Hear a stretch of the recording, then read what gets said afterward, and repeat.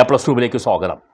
നമ്മുടെ നാട്ടിൽ പല ആളുകളും പേഴ്സണൽ ലോൺ ഡിപ്പെൻഡ് ചെയ്യാറുണ്ട്. പേഴ്സണൽ ലോൺ എന്ന് പറഞ്ഞാൽ വ്യക്തി വായ്പ എന്ന് മലയാളത്തിൽ പറയും. എന്തെങ്കിലും അത്യാവശ്യം വന്നാൽ ഓടി ബാങ്കിൽ പോയാൽ മതി, ആധാർ കാർഡ് കൈവശം ഉണ്ടായിരുന്നാൽ മതി, ഏതെങ്കിലും തിരിച്ചറിയൽ രേഖ ഉണ്ടായാലും മതി, അവർ തരാൻ കാരണമെന്ന് പറഞ്ഞാൽ ഇതിന് വലിയ പലിശ കിട്ടുന്ന ഒരു പരിപാടിയാണ്. കൂടുതൽ തുകയൊന്നും തരില്ല, ചെറിയ ചെറിയ തുകകളാണ് പലപ്പോഴും കിട്ടുക. അങ്ങനെ കിട്ടുന്ന തുകകളൊക്കെ തന്നെ പലർക്കും ഒരു പ്രത്യേക അടിയന്തര സാഹചര്യത്തിൽ ആശ്വാസകരവുമാണ്. അതുകൊണ്ടാണ് ഇതിന് പോകുന്നത്. ഈട് വെക്കണ്ട, പ്രോപ്പർട്ടിയുടെ പ്രമാണവും കൊണ്ട് നടക്കേണ്ട കാര്യവുമില്ല. അതുപോലെ നമ്മൾ ആരുടെയെങ്കിലും സാലറി സർട്ടിഫിക്കറ്റും കൊടുക്കണ്ട. ഈടൊന്നും ഇല്ലാതെ നമുക്ക് എളുപ്പത്തിൽ കിട്ടും.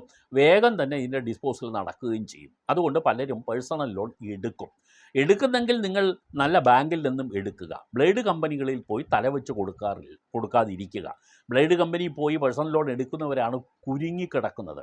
അവരെ അടയ്ക്കാതാകുമ്പോൾ ഈ ആൾക്കാർ ഒരു വലിയൊരു ടോർച്ചറിങ്ങിലേക്ക് തള്ളിവിടും.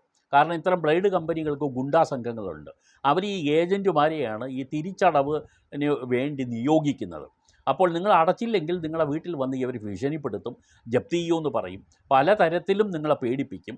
ഇങ്ങനെ പേടിപ്പിക്കൽ മാത്രമല്ല, നിങ്ങളുടെ ഫോട്ടോ വരെ മോർഫിൻ ചെയ്തുകൊണ്ട് നിങ്ങളെ ഈ ഡിമോറലൈസ് ചെയ്യും. മറ്റാളുകളുടെ മുമ്പിൽ നിങ്ങളുടെ നല്ല സ്റ്റാറ്റസിനെ അവർ കളങ്കപ്പെടുത്തി തരും. അതുകൊണ്ട് ഒരു കാരണവശാലും ബ്ലേഡ് കമ്പനി പോകരുത്. ഒരുവിധം നമുക്ക് അറിയുന്ന നമ്മുടെ സമീപത്തുള്ള അല്ലെങ്കിൽ നമുക്ക് ബാങ്ക് അക്കൗണ്ടുള്ള ബാങ്കുകളിൽ തന്നെ പോയി നിങ്ങളത് എടുക്കുന്നതായിരിക്കും ഏറ്റവും നല്ലത്. അപ്പോൾ ഇതിന് എളുപ്പത്തിൽ കിട്ടും. പലിശ നിരക്ക് കുറച്ച് കുറയുകയും ചെയ്യുന്നത് നല്ല സിബിൽ സ്കോർ ഉള്ള ആളുകൾക്ക് പലിശ നിരക്ക് കുറച്ച് കിട്ടുകയും ചെയ്യുമെന്നുള്ളൊരു മൈലേജുമുണ്ട്. ഞാൻ ഇന്ന് ഈ എപ്പിസോഡിൽ എത്രയൊക്കെയാണ് നികുതി നിരക്കുകൾ, ഏറ്റവും കൂടുതൽ ഏത് ബാങ്കിലാണ്, ഏറ്റവും കുറഞ്ഞത് പലിശ നിരക്കാണ് കേട്ടോ എന്നുള്ളത് നിങ്ങളോട് വ്യക്തമാക്കുന്ന ഒരു എപ്പിസോഡാണ്. ഏകദേശം 10 ബാങ്കുകളുടെ ലിസ്റ്റ് ഞാൻ എടുത്തിട്ടുണ്ട്. ആ 10 ബാങ്കുകളുടെ നിലവിലുള്ള പേഴ്സണൽ ലോൺ 1 ലക്ഷം രൂപയ്ക്ക് എത്രയാണ് അവർ ഈടാക്കുന്ന ഇൻട്രസ്റ്റ് റേറ്റ് എന്ന് മനസ്സിലാക്കി തരാം. ഇത് 4 വർഷത്തേക്കുള്ള കാലയളവിലേക്ക് വേണ്ടി തരുന്ന 1 ലക്ഷം രൂപയ്ക്ക് ഒരു മാസം നിങ്ങൾ എത്ര തിരിച്ചടവ് വേണ്ടി വരും എന്നുള്ളതും ഇതിനകത്ത് വിവരിക്കുന്നുണ്ട്. പൂർണ്ണമായും കാണണം. കാരണം നിങ്ങൾ ചിലപ്പോൾ മനസ്സിൽ കാണുന്ന ഒരു ബാങ്ക് അവസാനമായിരിക്കും ഞാൻ പറയുന്നത്. അവസാനം വരെ കേട്ടിരുന്ന ഒരു കാര്യം കൂടിയുണ്ട്. ഏറ്റവും കുറഞ്ഞ പേഴ്സണൽ ലോൺ ഇൻട്രസ്റ്റ് ഏത് ബാങ്കിൽ നിന്ന് നിങ്ങൾക്ക് അറിയാനും കഴിയും. ആദ്യമായിട്ട് പഞ്ചാബ് നാഷണൽ ബാങ്ക് നോക്കാം. 4 വർഷത്തെ കാലാവധിയിൽ അവർ ഈടാക്കുന്ന ഇൻട്രസ്റ്റ് റേറ്റ് എന്ന് പറഞ്ഞാൽ 12.4%. അപ്പോൾ മാസം നമ്മൾ തിരിച്ചടയ്ക്കേണ്ടി വരുന്നത് 2653 രൂപ അടയ്ക്കേണ്ടി വരും.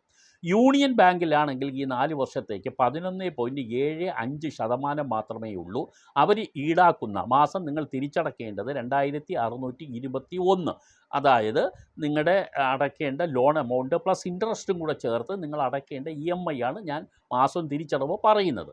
ഇനി bank of Baroda, Canara bank, ഇത് രണ്ടും എത്രയാണ് ഈടാക്കുന്നതെന്ന് പറഞ്ഞാൽ 11.4% അവരുടെ ഇൻട്രസ്റ്റ് റേറ്റ്.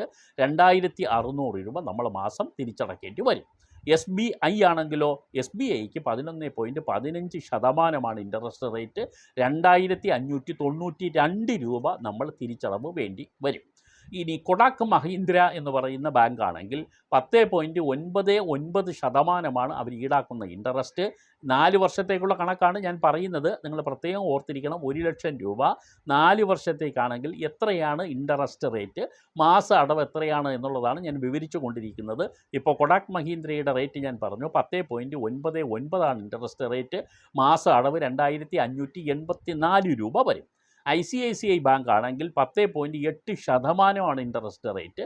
2575 രൂപ പ്രതിമാസം തിരിച്ചടവ് വരും. ഇനി സിറ്റി ബാങ്ക്, HDFC ബാങ്കൊക്കെ ആണെങ്കിൽ 10.75% ഇൻട്രസ്റ്റ് റേറ്റ്. തിരിച്ചടവ് 2572 രൂപ വരും. അടുത്ത ഇൻഡസ് ബാങ്ക് ആണെങ്കിൽ 10.49% അവിടുത്തെ ഇൻട്രസ്റ്റ് റേറ്റ്. തിരിച്ചടവ് 2560 രൂപ പ്രതിമാസം വരും. ഇനി ആക്സിസ് ബാങ്കും ബാങ്ക് ഓഫ് ഇന്ത്യയും 10.75% ഈടാക്കുന്ന ഇൻട്രസ്റ്റ് റേറ്റ്. 4 വർഷത്തേക്കാണ് ഞാൻ പറഞ്ഞതെല്ലാം. അതിൽ മാസം നമ്മൾ 2572 രൂപ തിരിച്ചടയ്ക്കേണ്ടി വരും. ഏറ്റവും ഒടുവിൽ ബന്ധൻ ബാങ്കുണ്ട്. ഈ ബന്ധൻ ബാങ്ക് ആണെങ്കിൽ ഈടാക്കുന്ന ഇൻട്രസ്റ്റ് 9.74% മാത്രമാണ്. അതിൻ്റെ പ്രതിമാസ തിരിച്ചടവ് 2592 രൂപ വരും എന്നുള്ളതാണ്. അപ്പോൾ ഏകദേശം 10 ബാങ്കുകളുടെ വിവരം ഞാൻ നിങ്ങളുമായി പങ്കുവച്ചിട്ടുണ്ട്. താല്പര്യമുള്ള ആളുകൾ ബാങ്കുകളിൽ പോകാം, നെഗോഷിയേറ്റ് ചെയ്യാം, രേഖ കാണിക്കാം, പേഴ്സണൽ ലോൺ എടുക്കാം. നിങ്ങൾ തിരിച്ചടയ്ക്കാൻ കഴിയുന്നുള്ളതൊരു മാത്രമൊക്കെ ഈ ലോൺ എടുക്കാൻ പോകാവൂ എന്ന് ഞാൻ ഒരിക്കൽ കൂടി നിങ്ങളോട് പറയുന്നു. എടുക്കണ്ട എന്ന് പറയുന്നില്ല. എപ്പോഴും നമുക്ക് എപ്പോഴാണ് ആവശ്യം വരുന്നത് എന്നറിയില്ല. നമുക്ക് ലോൺ എടുക്കേണ്ടി വരും. എടുക്കുക. തിരിച്ചടയ്ക്കുന്നതിൽ മുടക്കം വരുത്താതിരിക്കുക. 3 മാസം തുടർച്ചയായിട്ട് അടയ്ക്കാതിരുന്നാൽ സർഫാസി ആക്ടിൻ്റെ പിടിയിൽ വീഴും എന്നുള്ളത് മനസ്സിലാക്കിയിരിക്കുക.